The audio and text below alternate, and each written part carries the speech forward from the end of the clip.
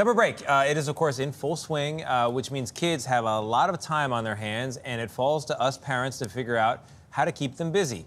Do you try to keep the very same routine or a similar one, or throw it all out the window and let them run wild? Yeah, that's what you do. That's us. To help navigate the challenges and the possibilities of summer break, we're joined by psychiatrist Dr. Harold Koplewicz. He's the president and medical director of the Child Mind Institute, a wonderful organization. Doctor, thank you very much for being here. It's great being here. Great to see you. I really appreciate it. So the lack of a consistent schedule is already wreaking havoc on my 4-year-old and 6-year-old. They've got all kinds of new changes and problems.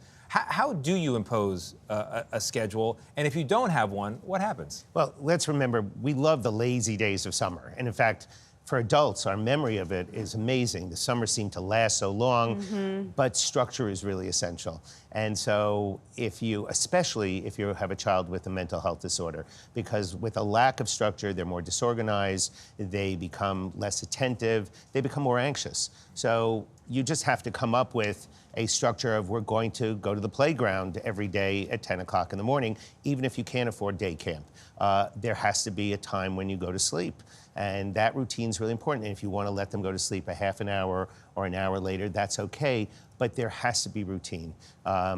Structure is essential, and parents have to impose it. Well, research also shows that it's normal for kids to act out, you know, when there's a disruption in the routine. And so, do you have any advice on how to handle those changes in behavior that you might see? Well, I think it's important that everyone think or reorganize the way the summer is going to go versus the school year. Plus, I think most kids are overscheduled during the school year with school, then extracurricular activities. But I think it's important to also help kids with that structure. So, for instance, you want them to do some activities that might be challenging, like reading every day. Well, they should get rewarded for that. You get bonuses when things go well at work.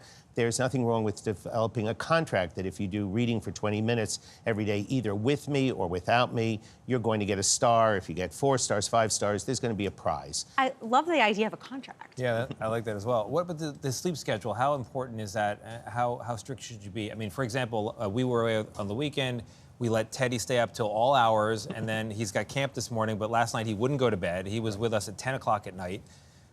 We're paying the price. Right. So how strict should you be? Well, he's going to pay the price. So he's going, we actually have a summer program at the Child Mind Institute for kids who have very severe symptoms of ADHD, and we monitor their sleep. And we know that if they don't sleep at least 7 hours, the next day their behavior is more dysregulated. So those are kids with, a real disorder. So getting kids to settle down is really important. And you do pay the price once you let the schedule go, which means the next day you have to get back into that routine. Yeah. It's also a good time to learn new things. So, we're very big on mental health fitness.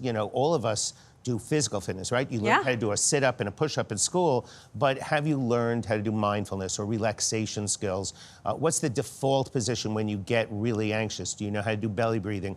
And so, we have a whole bunch of videos and easy information for parents to follow on childmind.org. So that could be a tremendous accomplishment that you could say at the end of the summer. So getting down on the floor then, practicing that belly breathing and doing that with my 6-year-old, it feels like a really good idea. What are some of the other tips for managing and maybe optimizing mental health? So I think there are 5 things that every kid should know. They should understand their feelings. They should understand their thoughts. They should be able to do mindfulness, relaxation skills, and manage emotional stress. But it has to be developmentally appropriate. So for 6-year-olds, we actually have hedgehogs doing it. And they're humans dressed as hedgehogs. I don't think it's particularly engaging. Kids can't stop watching it. It works. And it's 5 minutes, and there's a parenting tip, and you can practice with them. So can you imagine how wonderful it would be if your kid learned how to play the piano during the summer, but if they could learn mental health fitness so that they're in better shape for school, that would be a great accomplishment. Well, Dr. Harold Koplewicz, thank you so much for these handy news we can use, right? Child Mind Institute, it's a really great resource. Thank you so much. Thank you.